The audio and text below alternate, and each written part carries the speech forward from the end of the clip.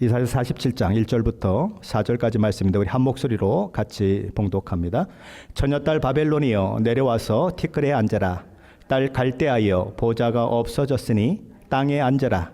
내가 다시는 곱고 아리따다 일컬음을 받지 못할 것임이라.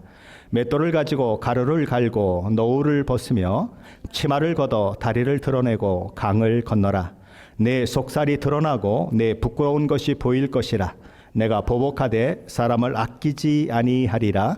우리의 구원자는 그의 이름이 만군의 여호와 이스라엘의 거룩한 이시니라. 아멘. 솔로몬은 전도서 7장 2절에서 모든 인간은 결국 자신이 죽는 존재라고 하는 사실을 알고 살아야 한다라고 권면합니다. 초상집에 가는 것이 잔치집에 가는 것보다 나으니 모든 사람의 끝이 이와 같이 됨이라. 산자는 이것을 그의 마음에 둘지어다. 이렇게 얘기하고 있습니다. 그리고 전도서 7장 4절에서는 그것을 알고 사는 자가 지혜로운 자여 그것을 모르고 그저 흥청망청 내 인생 내 것인데 내 마음대로 사는 것은 내 권리다라고 생각하며 사는 자는 어리석은 자다라고 말씀합니다. 지혜자의 마음은 초상집에 있으되 우매한 자의 마음은 혼인집에 있느니라. 오늘 본문은 하나님을 떠난 모든 인류와 근본적으로 맥을 같이 하고 있는 바벨론의 멸망에 대해서 말씀하고 있는 본문입니다. 그렇다면 바벨론의 멸망이 예고되고 있는 근본적인 이유와 목적은 어디에 있을까요? 하나님께서 이사야 선지자를 통해 주신 오늘 말씀은 바벨론이 어떻게 망할 것인지를 보여주는 것이 주 목적이 아닙니다. 그것에 대해서 이야기하고 있지만 바벨론의 멸망으로 인해서 이미 예고되었던 이스라엘의 해방 그리고 이스라엘이 고토로 돌아가는 일이 가능하다는 사실을 보여주기 위해서 이 본문을 우리에게 주신 것이죠. 사람으로 비유되고 있는 이 바벨론은 그동안 전혀 어려움을 모르고 인생의 가장 좋은 것만을 누려왔던 공주와 같은 존재로 묘사되고 있습니다. 세상 사람들은 그의 부귀영화와 미모를 그리고 그가 온갖 귀한 것으로 자신을 치장하고 있는 호화로운 모습을 부러워하기도 했고 흠모하기도 했습니다. 나도 저런 지위를 가지면, 나도 저런 신분을 가졌으면, 나도 저런 부귀영화를 가졌으면 얼마나 좋을까 부러운 눈으로 쳐다보기도 하고 심지어 질투심에 불타기도 했습니다. 하지만 그런 부러움의 대상이었던 바벨론이 하루아침에 망하게 된다라는 것입니다. 그로 인해 바벨론은 더 이상 공주가 아닌 것이죠. 더 이상 아주 그렇게 존귀한 존재가 아닌 것입니다. 천한 노예와 같은 신분으로 전락돼 버리는 것이죠. 높은 보좌에 앉았던 그가 이제는 티끌 가운데 앉는 신세가 되어버리는 것입니다. 그가 입고 있던 존귀하고 높은 신분의 옷은 벗겨지는 것입니다. 손에 물 한 방울 묻히지 않고 사는 것이 행복이라고 생각하는 사람들이 있는데 이 바벨론이라고 하는 공주가 그런 모습이었는데 이제는 노예 중에서도 가장 하급 노예가 하는 맷돌 돌리는 일을 하게 되는 것입니다. 세계를 호령하며 표호했던 그들이 이제는 포로가 되어 끌려가는 신세가 되는 것이죠. 아무도 함부로 할 수 없는 위엄과 그리고 권위를 가졌던 공주가 이제는 성적 노리개 취급을 받는 수모를 당하는 것입니다. 이유가 무엇입니까? 이사야 선지자는 그 이유가 하나님께서 바벨론을 응징하시기 때문이다라고 선언하는 것입니다. 오늘 보면 1절로 3절 말씀인데 그런 공주에 비견되는 바벨론이 노예가 같고 창녀 같은 수준으로 떨어질 것을 예고되고 있는 말씀인데 다시 한번 함께 읽어보겠습니다. 1절로 3절 말씀입니다. 처녀딸 바벨론이여 내려와서 티끌에 앉아라. 딸 갈대아여 보좌가 없어졌으니 땅에 앉아라. 내가 다시는 곱고 아리따다 일컬음을 받지 못할 것임이라. 맷돌을 가지고 가루를 갈고 너울을 벗으며 치마를 걷어 다리를 드러내고 강을 건너라. 내 속살이 드러나고 내 부끄러운 것이 보일 것이라. 내가 보복하되 사람을 아끼지 아니하리라. 아직 바벨론은 망하지 않았습니다. 그러나 이사야 선지자는 그야말로 자신만만하게 바벨론이 이런 신세가 될 것이라고 선언하고 있습니다. 무엇을 근거로 그리 자신만만할까요? 하나님이 망한다고 말씀하시면 망할 것을 그는 알기 때문인 것입니다. 하나님이 말씀하셨기 때문에 그렇게 자신만만한 것입니다. 하나님이 망한다고 말씀하시면 지금 아무리 잘 나가는 자도 망하는 것입니다. 하나님이 흥한다고 말씀하시면 지금 너무나 참혹한 상황 가운데 있고 소망을 꿈꿀 수 없는 상황임에도 불구하고 흥하는 것입니다. 이사야 선지자는 그 하나님을 알고 있기 때문에 아직 이루어지지 않는 상황임에도 불구하고 외칠 수 있었던 것이죠. 마치 모든 일이 이미 이루어진 것처럼 확신하며 행동하고 말할 수 있었던 것입니다. 자, 그렇다면 그가 믿는 하나님은 어떤 하나님일까요? 4절은 이렇게 이해합니다. 우리의 구원자는 그 이름이 만군의 여호와 이스라엘의 거룩한 이시니라. 이사야 선지자는 첫째로 우리 하나님은 우리의 구원자다라고 선언합니다.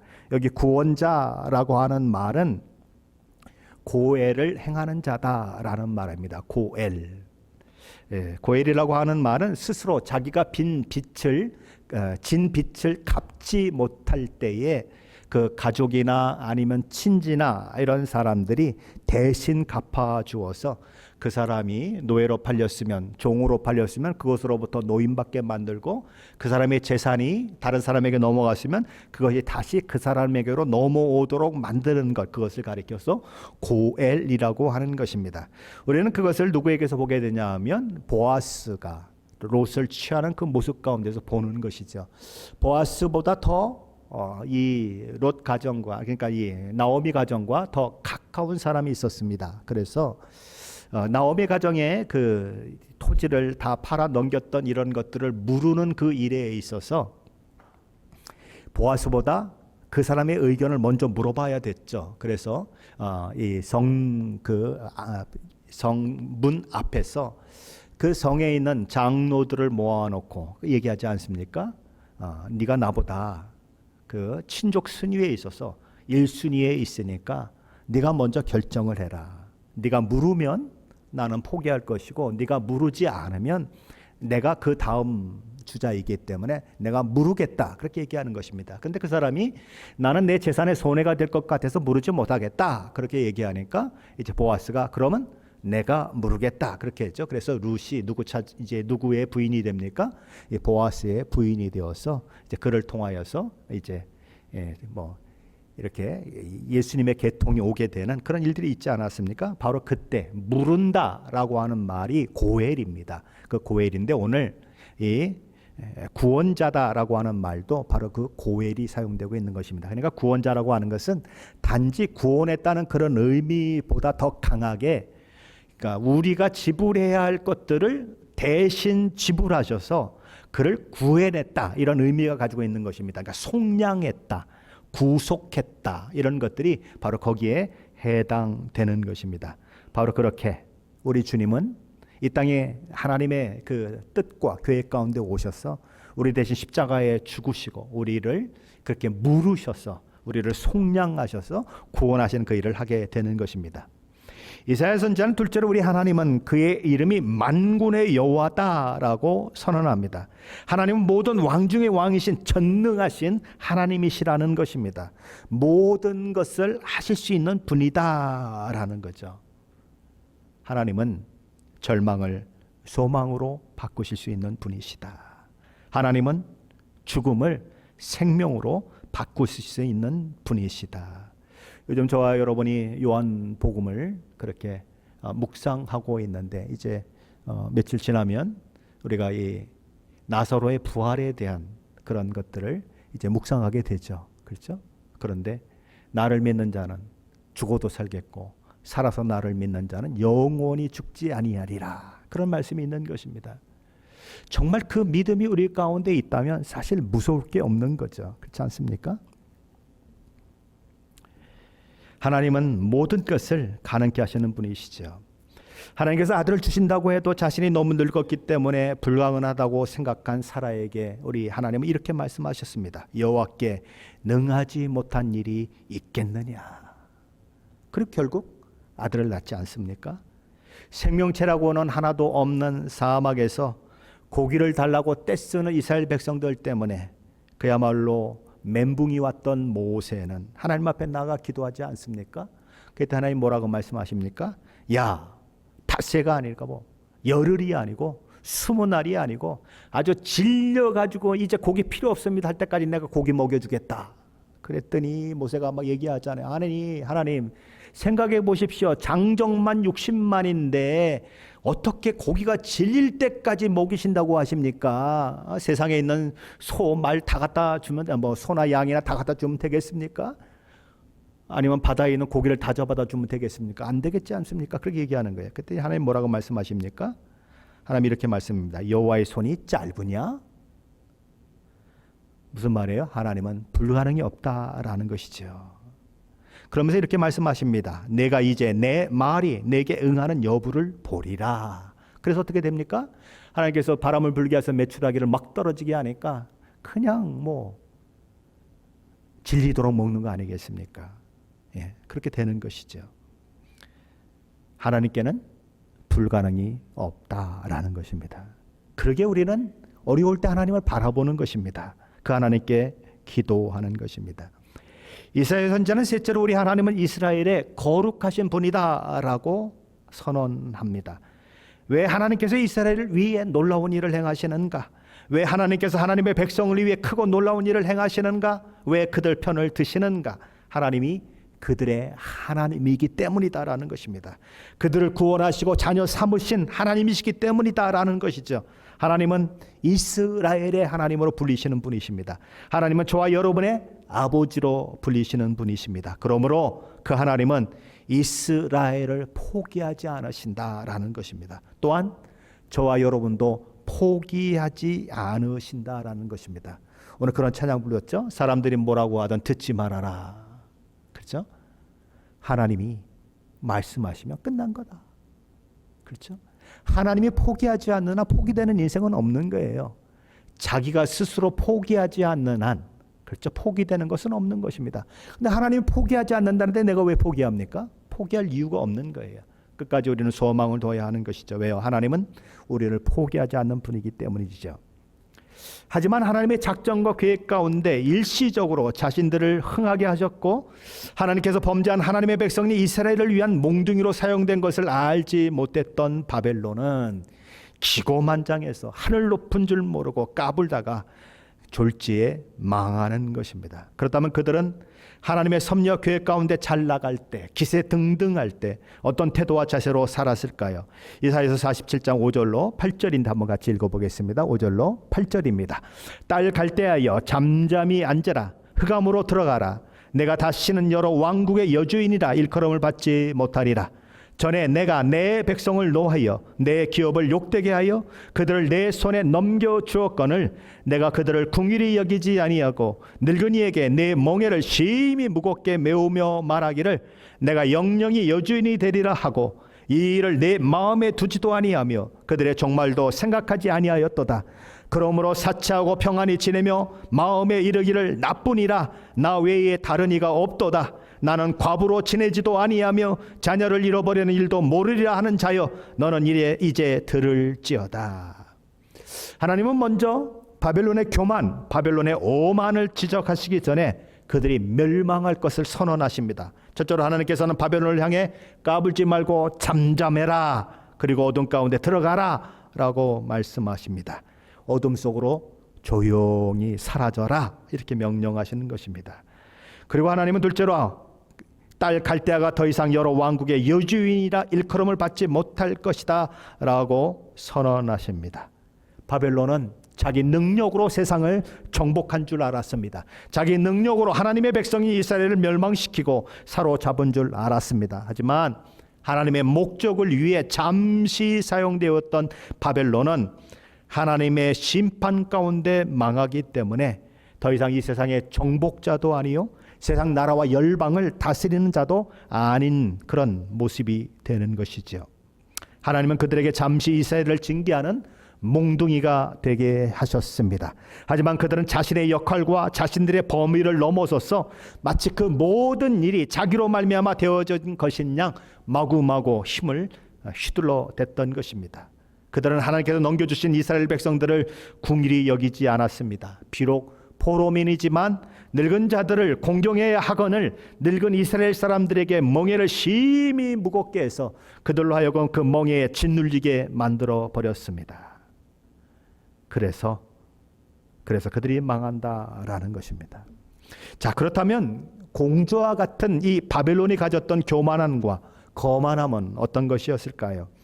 바벨론의 교만은 내가 영영이 여주인이 될 것이라고 생각하는 교만이었습니다. 세상 모든 권력자들이 늘 이 어리석음에서 벗어나지 못하고 있는 것이죠. 그래서 자신들의 권력이 영원할 것이다 라고 생각하는 것입니다. 그래서 그 권력을 유지하기 위해서 계속 독재를 하고 또 독재를 하고 또 독재를 하고, 그래서 뭐 20년 다스리고 30년 다스리고 그러는 것입니다. 그러다가 쫓겨가는 것이죠. 그렇죠? 시리아의 대통령도 그렇죠? 이 러시아로 도망치지 않았습니까?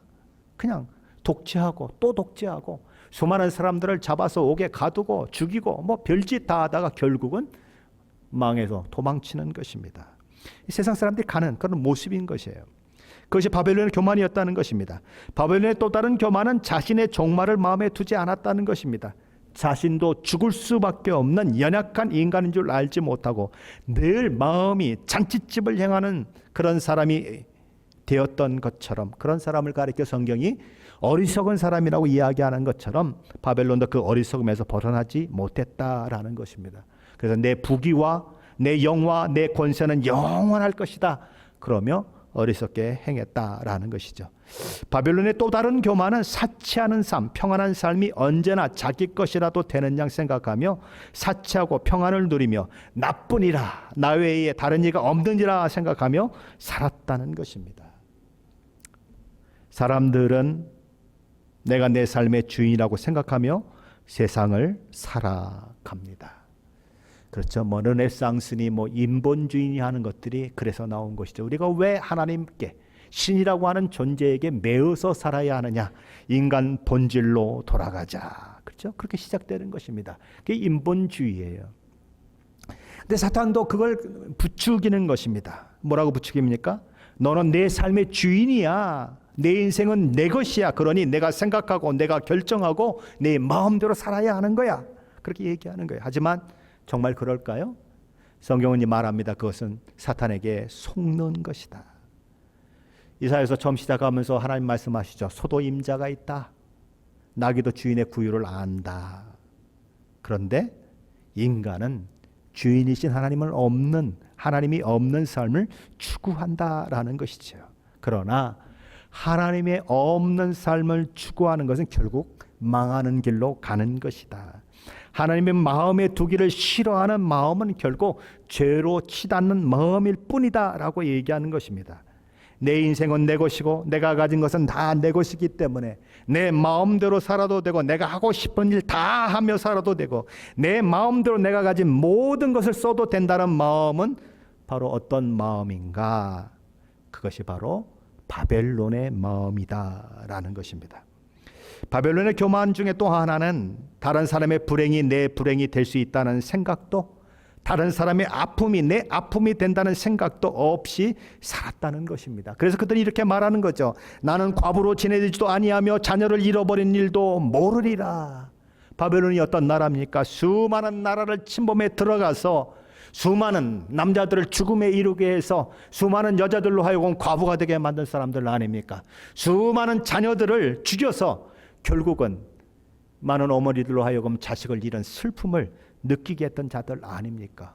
오죽하면 이스라엘 백성들이, 이 바벨론에 사로잡혀간 이스라엘 백성들이 수금을, 그렇죠? 나무 위에 걸어놓고 뭐라고 얘기합니까? 이 바벨론의 아이들을 반석 위에 맺히는 자는 복이 있다. 얼마나 억울했으면 그렇게까지 얘기했겠습니까? 그렇게 다른 나라와 민족을 향해서는 악을 행하고 수많은 남자들을 죽이고 수많은 아이들을 죽였던 그 장본인이 뭐라고 생각합니까? 나는 과부로 될 일도 없고 나는 아이를 잃은 그런 어미가 될 일도 없다. 이렇게 얘기하는 거예요. 그런데 하나님은 단호히 선언하시는 것입니다. 내 마음의 생각과는 정반대의 일이 일어날 것이다. 그것이 9절입니다. 한번 같이 읽어볼까요? 9절입니다. 한날에 갑자기 자녀를 잃으며 과부가 되는 이 두 일이 내게 임할 것이라. 내가 무수한 주술과 많은 주문을 빌릴지라도 이 일이 온전히 내게 임하리라. 바벨론은 말하기를 나는 과부가 되는 일도 없고 자녀를 잃는 일도 없다고 했습니다. 하지만 그 일이 한날에 그것도 동시에 갑자기 일어난다는 것입니다. 그렇게 되면 졸지에 과부가 되고 졸지에 자녀 없는 신세가 된다라는 것입니다. 과부가 되는 일은 현재를 잃어버리는 것입니다. 자녀를 잃는다고 하는 것은 미래를 잃어버리는 것입니다. 결국 그들은 현재도 잃어버리고 미래도 잃어버리게 될 것이다. 그렇게 얘기하는 것입니다. 그리고 그들이 그런 갑자기 들이닥치는 그런 위험, 갑자기 들이닥치는 그런 고난 때문에 그들이 그동안 의지했던 주술도 행하고 많은 주문도 해보겠지만 결국은 아무 소용이 없을 것이다. 헛수고가 될 것이다 라는 것이죠. 그들이 했던 점성술로 넘어가려고 하지만 안 된다라는 것입니다. 화성이 지구와 가까워지면 어떤 일이 일어난다고 그들은 예언하고 그랬지만 다 거짓말이다. 안 된다라는 것입니다. 아무것도 그들을 지켜줄 수 없다. 그들은 그때서야 깨닫게 되는 것이죠. 내 것이라고 할 수 있는 것은 아무것도 없구나. 당연하다고 여길 수 있는 것은 아무것도 없구나. 내 권리라고 생각할 수 있는 것은 아무것도 없구나. 하지만 이미 때는 늦었습니다. 망하고 난 후에 하는 후회는 생명으로 인도하는 후회가 아니라 멸망으로 인도하는 후회일 뿐이기 때문에 그렇죠. 그렇다면 인간의 이런 바벨론과 같은 오만과 교만은 어디에서 오는 걸까요? 인간이 가진 다른 사람을 향한 학대, 무시는 어디로부터 오는 것일까요? 그 모든 것이 내 것이라고 하는 것으로부터 오는 것입니다. 모든 것이 내 힘과 내 능력의 결과라고 생각하는 데서 오는 것입니다. 그것이 바벨론적인 생각입니다. 세상 모든 사람들은 이런 바벨론적인 생각을 가지고 살아갑니다. 심지어 하나님의 사람이라고 하는 자들 중에도 하나님의 이름을 들먹이면서 세상 사람들과 다를 바 없이 살아가는 사람들이 얼마나 많은지 모릅니다. 우리 주님은 누가복음 16장에서 불의한 청지기에 대한 말씀을 하시면서 결론을 이렇게 맺으셨습니다. 누가복음 16장 10절로 13절 말씀이죠. 지극히 작은 것에 충성된 자는 큰 것에도 충성되고 지극히 작은 것에 불의한 자는 큰 것에도 불의하니라. 너희가 만일 불의한 재물에도 충성하지 아니하면 누가 참된 것으로 너희에게 맡기겠느냐. 너희가 만일 남의 것에 충성하지 아니하면 누가 너희의 것을 너희에게 주겠느냐. 집 하인이 두 주인을 섬길 수 없나니 혹 이를 미워하고 저를 사랑하거나 혹 이를 중히 여기고 저를 경히 여길 것임이니라. 너희는 하나님과 재물을 겸하여 섬길 수 없느니라. 재물이 하나님께서 자신에게 맡겨주신 것이라고 생각하는 사람은 그 재물을 어떻게 사용합니까? 하나님께 결제를 받고 사용하는 것입니다. 자기 마음대로 사용하는 것이 아니라 하나님 이렇게 써도 될까요? 묻고 사용하는 것입니다. 그것과 마찬가지로 자신의 권력이 하나님께로부터 온 것을 알고 그 권력을 사용하는 사람이 있습니다. 그런 사람이 지혜로운 사람인 것입니다. 그런 사람 중에 하나가 바로 누가복음 7장에 나오는 로마 백부장입니다. 로마 백부장에게는 하인이 하나 있었는데 그는 중풍병으로 고생을 하고 있었습니다. 그런 우리 주님께 유대인의 장로들을 몇 사람 보내서 자신의 하인을 고쳐달라고 부탁하죠. 유대 장로들은 우리 주님을 만나 간절히 구하면서 이렇게 말합니다. 이 일을 행하시는 것이 이 사람에게 합당하나이다. 그가 우리 민족을 사랑하고 또한 우리를 위하여 회당을 지었나이다. 로마 백부장은 이스라엘을 속국으로 두고 있는 지배 계급의 백부장이에요. 유대인들은 피지배 계급에 속한 자들입니다. 피지배 계급에 속한 유대인들이 제일 무서운 사람이 누굴까요?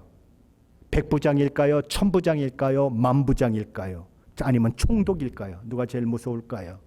항상 제일 하층에 있는 사람이 무서운 것입니다. 그렇잖아요. 우리도 일본 시대 보면 누가 제일 무서웠습니까? 순사나리가 제일 무서웠어요. 총독이 무서운 게 아니에요. 순사나리가 가장 가까운 게 있어서 가장 이 서민들과 관계되는 일을 주장하는 사람이 제일 무서운 거예요. 그런데 지배 계급의 백부장을 향해서 이 유대인의 장로들이 칭찬하는 그 칭찬이 너무나 놀랍다는 거예요. 그들 뭐라고 얘기합니까? 그의 간청은 주님이 들어주셔야만 한다고 얘기를 해요. 왜요? 그는 그런 자격이 있다는 거예요. 그는 로마의 백부장이지만 우리 민족을 사랑했다는 거예요. 그는 심지어 우리들을 위해서 회당까지 지어줬다는 거예요. 만일 일본 순사가 조선 사람들에게 이런 칭찬을 들었다면 이 사람 보통 사람 아니죠? 그렇죠?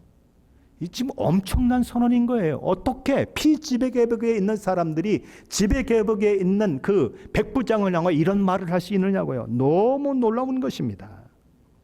그런데 이런 백부장의 태도와 자세는 그의 하인에게도 나타난다는 것입니다. 이 백부장은 하인임에도 불구하고 그의 고통과 아픔에 대해서 깊은 관심과 사랑을 보였어요. 그때 하인이 도대체 뭡니까? 그렇죠? 종이 그 당시에 도대체 뭡니까? 요즘도 돈 가지고 위세 떠는 자들이 말해요. 자기 집에 완 파출을 갖다가 개 취급하는 그런 세상인데 그 시대에 종이고 그렇죠. 그러면 그건 죽으면 어때요? 그죠? 그 당시에 사람이 그렇게 생각했다는 얘기죠. 제가 그렇게 생각한다는 게 아니라. 그런데 그 하인에 대해서 사랑하는 마음을 가졌다는 거예요. 자기가 아픈 것도 아닙니다. 아내가 아픈 것도 아니에요. 자식이 아픈 것도 아니에요. 그런데 그냥 하인이 아픈데 그 하인의 나음을 위해서 유대인 장로들을 보냈다라는 거예요. 이게 참 놀라운 것입니다. 그는 또한 우리 주님이 자기 집을 방문했을 때, 방문하려고 할 때, 하인을 고쳐주시려고 그렇게 해서 할 때 그는 자기 집을 방문하려고 하시는 예수님께 뭐라고 얘기합니까? 주여 수고하지 마옵소서. 내 집에 들어오심을 나는 감당하지 못하겠나이다. 그러므로 내가 주께 나아가기도 감당하지 못할 줄을 알았나이다. 말씀만 하사 내 하인을 낫게 하옵소서. 나도 남의 수하에 든 사람이요 내 아래에도 병사가 있으니 이더러 가라 하면 가고 저더러 오라 하면 오고 내 종도로 이것을 하라 하면 하나이다. 그는 그의 윗분이라고 생각하는 우리 주님에 대해서도 태도가 다른 사람이었어요. 도대체 백부장은 어떤 사람이었길래 하인에게도 피지배계급인 유대인들에게조차 그런 태도와 자세를 보인 것일까요? 그리고 윗사람에게 대한 태도에 있어서나 아랫사람에 대한 태도에 있어서나 흐트러짐이 없고 언제나 겸손히 행할 수 있었던 것일까요? 그것은 그가 자기 권력과 지위가 자기 것이라고 생각하지 않았다는 데 있습니다. 그는 자기의 권력이 자기에게 맡겨진 것이라고 생각하고 있는 것입니다. 그러므로 자신의 권력은 자기가 휘둘러야 하는 것이 아니라 자신에게 권력을 주신 분의 목적과 계획에 따라 사용되어야 한다고 그는 생각하고 있는 거예요. 그래서 하나님은 이 백부장을 엄청나게 우리 주님은 엄청나게 칭찬하시는 것입니다. 우리 주님은 주변에 우리 주님을 따르는 모든 사람들을 돌아보시면서 이렇게 말씀하셨습니다. 내가 너희에게 이르노니 이스라엘 중에서도 이만한 믿음은 만나보지 못하였노라. 우리 주님은 청지기 정신으로 가득 채워진 백부장을 심히 기뻐하셨습니다. 그리고 그를 칭찬하셨습니다. 저와 여러분도 이 백부장 같이 되기를 축원합니다. 저와 여러분이 어떤 지위, 어떤 신분, 어떤 권세를 가졌든 그것이 하나님께서 내게 맡겨진 것이라고 하는 것을 기억해야 하는 것입니다. 회사의 사장이십니까? 아니면 비즈니스의 사장이십니까? 그 속에서도 내가 사장인데 이게 아니고 하나님께서 나의 사장의 직분을 내게 맡겨주셨다는 생각을 가지고 아랫사람들을 대해야 한다라는 거예요. 우리는 우리에게 있는 힘, 권력, 모든 것들을 그것을 주신 분의 목적과 계획을 따라 사용해야 하는 것입니다. 세상 모든 사람들이 윗사람에게는 아부하고 아랫사람에게는 폭력을 행하는 것이 세상의 모습 아닙니까? 돈 가지고 위세 떠는 사람 정말 많습니다. 근데 그런 태도와 자세가 왜 나올까요? 결국 그것이 누구처럼, 바벨론처럼 내 것이다, 나뿐이다 라고 생각하는 마음이 있기 때문에 그러는 것입니다. 그것이 하나님이 주신 것이라고 생각하면 그것을 사용할 때에 태도가 달라질 수밖에 없어요. 더 많이 가졌으면 더 많은 책임이 있는 것이지요. 가끔 제가 얘기하지 않습니까? 이 스파이더맨 첫 번째 보면 갑자기 초능력이 생겼잖아요. 이 거미에게 물려가지고 갑자기 여기서 막 거미줄이 나오고 이러다가 이렇게 했는데 거미줄이 쫙 나가가지고 싸움을 제일 잘하는 사람의 밥그릇을 엎어버린 일들이 있지 않았습니까? 그러니까 얘가 화가 나가지고 쫓아오는데 이게 이제 사람이 달라졌잖아요. 초능력이 임하니까 그냥 싹싹 피하고 뭐 그냥 제주도 한 바퀴 놀고 한 대 뽕 쳤는데 그냥 저기 그냥 이 문 밖에까지 따가다 떨어지고 막 이런 일들이 일어나서 그래서 막 싸움을 했다고 하는 것이 이제 삼촌에게 알려지니까 삼촌이 그를 데려다 주면서 하는 말이 있습니다. 많은 파워가 있으면 그만큼 책임이 있는 것을 기억해라. 어떠라고요? 파워가 많으면 책임도 커진다. 돈이 많으면 책임도 커진다라는 거예요. 그걸 잊지 말아야 하는 거예요. 그게 청지기의 마음인 거예요. 내 돈인데 내가 얼마나 번다고 애썼는데 그럼 어떻게 된다고요? 바벨론처럼 망한다는 거예요. 돈이 자기를 망하게 한다는 거예요. 권세가 자기를 망하게 한다는 거예요. 목사도 마찬가지. 내가 얼마나 애썼는데 어떻게 부흥시켰는데 그럼 망하는 거예요. 지가 했나요? 하나님이 하신 거죠. 북이스라엘이 아수르에 의해 망하고 남유다가 바벨론 제국에 의해 망한 이유가 어디에 있습니까? 그들의 마음이 오늘 본문에 나오는 열국의 공주 같은 바벨론을 닮았기 때문이에요. 하나님 없이 사는 삶, 하나님의 뜻에 순종하는 삶이 아니라 풍요와 누림에 기초한 삶, 생명의 근원 되시는 하나님이 아니라 풍요와 번영을 약속하는 이방신들을 섬기는 삶, 하나님의 말씀이 아니라 자기 뜻과 자기 계획과 자기 생각을 따라 사는 삶, 하나님이 주신 것들을 자기 것인 양 자기 뜻대로 자기 마음대로 사용하는 삶, 하나님이 주신 권력과 권세를 하나님의 마음을 따라 쓰지 아니하고 착취와 억압을 위해 사용한 삶을 그들이 추구했기 때문이에요. 그래서 망하는 것입니다. 그들의 멸망은 바벨론식 사고에 물든 결과인 것입니다. 하나님께서는 그런 이스라엘을 심판하는 도구로 바벨론이라고 하는 몽둥이를 잠깐 사용하셨습니다. 하지만 그 바벨론도 결국 망하는 것입니다. 왜냐하면 그들을 몽둥이로 사용했다고 하는 것이 하나님께서 바벨론을 인정하거나 그들의 삶의 자세와 태도를 기뻐하시는 것이 아니기 때문입니다. 어떤 면에서 이스라엘은 짝퉁이에요. 그렇죠? 누구를 닮은 짝퉁? 바벨론을 닮은 짝퉁인 것입니다. 근데 짝퉁이 망했다면 원조는 당연히 망해야 되는 거 아니겠습니까? 그래서 바벨론도 망하는 것입니다. 사탄은 언제나 우리에게 속삭여요. 내가 최고야. 내 인생은 내 것이야. 내가 가진 것은 내 마음대로 사용해도 되는 거야 라고 얘기합니다. 하지만 속아서는 안 되는 것입니다. 거기는 망하는 길입니다.